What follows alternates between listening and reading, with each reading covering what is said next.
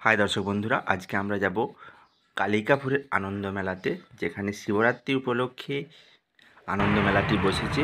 যেখানে 12 মাসে বাঙালিদের 13 পার্বণ অনুষ্ঠিত হয়, সেটি মৃৎশিল্পীরা তারা সুন্দরভাবে তুলে ধরার চেষ্টা করেছে। আপনাদের সামনে তা তুলে ধরছি, দেখুন। এখানে মা বোনেদের শিবের পূজা দিয়ে শুরু হচ্ছে, অর্থাৎ মহাদেবের পুজো। তারপরের প্ল্যাটফর্মে দেখানো হয়েছে শুভ নববর্ষ হিসাবে বৈশাখ মাসের যে হালখাতা হয়ে থাকে, অর্থাৎ দোকানে দোকানে যে পুজো হয়ে থাকে, সে হালখাতা কীভাবে হয় সেটা দেখানো হয়েছে। এবং পরেতে দেখানো হয়েছে জ্যৈষ্ঠ মাসে যেটা জামাই ষষ্ঠী খুবই প্রচলিত, সেই জামাই ষষ্ঠীতে শাশুড়ি মাতা কীভাবে জামাইকে আপ্যায়ন করছেন সেটা এখানে তুলে ধরা হয়েছে। এরপরে আমরা পরবর্তী ক্ষেত্রে যেটা দেখব, আষাঢ় মাসে শ্রী শ্রী জগন্নাথ দেবের রথযাত্রা। সেই রথযাত্রা উপলক্ষে রথকে টেনে নিয়ে যাচ্ছে সাধারণ মানুষ, তা তুলে ধরা হয়েছে। এরপরে আমরা দেখব যেটা শ্রাবণ মাসে শ্রী শ্রী শনিদেবের বাৎসরিক পুজো অনুষ্ঠিত হয়, সেটি এখানে তুলে ধরা হয়েছে। বাঙালি যে উৎসবমুখর বাঙালির 12 মাসে যে 13 পার্বণ, তা প্রত্যেকটিকে এখানে আলাদা আলাদাভাবে নিপুণভাবে তুলে ধরা হয়েছে। এবং ভাদ্র মাসে শ্রীকৃষ্ণের যে জন্মাষ্টমী উপলক্ষে যে অনুষ্ঠিত হয়, সেটিও এখানে মৃৎশিল্পীরা তাদের শিল্প কারুকার্যের মাধ্যমে তুলে ধরার চেষ্টা করা হয়। পরবর্তী ক্ষেত্রে আমরা দেখব যে ভাদ্র মাসে যেটা হয়ে থাকে, আমাদের যন্ত্রশিল্পের যে প্রতীক সেই বিশ্বকর্মা দেবতার পুজো অনুষ্ঠিত হয়, সেটা এখানে তুলে ধরা হয়েছে। পরবর্তী যে প্ল্যাটফর্ম সেটা খুবই প্রচলিত।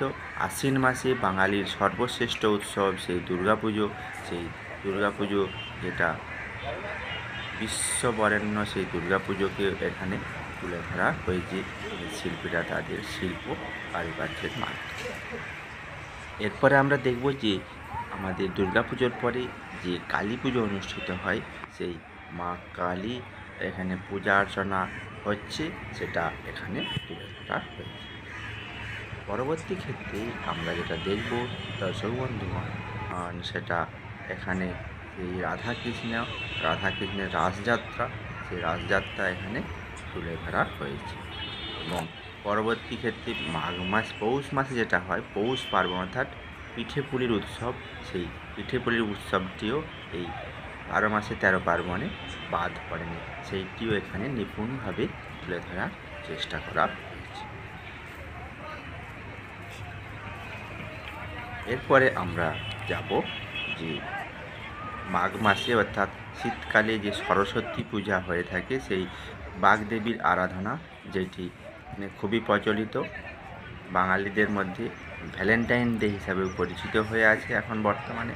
সেই সরস্বতী পূজাটিও এখানে স্থান পেয়েছে। যে বাঙালিদের 12 মাসে 13 পার্বণ যে অনুষ্ঠিত হয়ে থাকে, সেগুলি পরপর আমি আপনাদের তুলে ধরার চেষ্টা করি। ফাগুন মাসে যে শিবরাত্রি, যে শিবের যে ব্রত কথা হয়ে থাকে, সেই শিবরাত্রির মহাদেবের যে আরাধনা, সেইটি এখানে তুলে ধরা হয়েছে। তো আনন্দমেলাতে যদি আপনারা আসতে চান, অবশ্যই এসে এই 12 মাসে 13 পার্বণ যে বারোয়ারি অনুষ্ঠানটি হচ্ছে, সেটি আপনারা অবশ্যই দেখতে পারেন। এরপরে আমরা চৈত্র মাসে যেটা দেখব, যে চৈত্র মাসে চড়ক পুজো, অর্থাৎ মহাদেবের গাজন উপলক্ষে যে চড়ক পুজো হয়ে থাকে, সেইটিও এখানে তুলে ধরা হয়েছে। মৃৎশিল্পীদের যে তাদের শিল্প নৈপুণ্য, দক্ষতার সাহায্যে এখানে তুলে ধরা হয়েছে। অবশেষে যেটা দেখানো হয়েছে ঈদ মোবারক, যেটা রমজান মাসে হয়ে থাকে, সেইটিও এখানে তুলে ধরা হয়েছে। তো দর্শক বন্ধুগণ, আজকে যে সেই কালিকাপুরে শিবরাত্রি উপলক্ষে যে আনন্দমেলা অনুষ্ঠিত হচ্ছে, সেটি আমরা তুলে ধরার চেষ্টা করলাম। কেমন লাগলো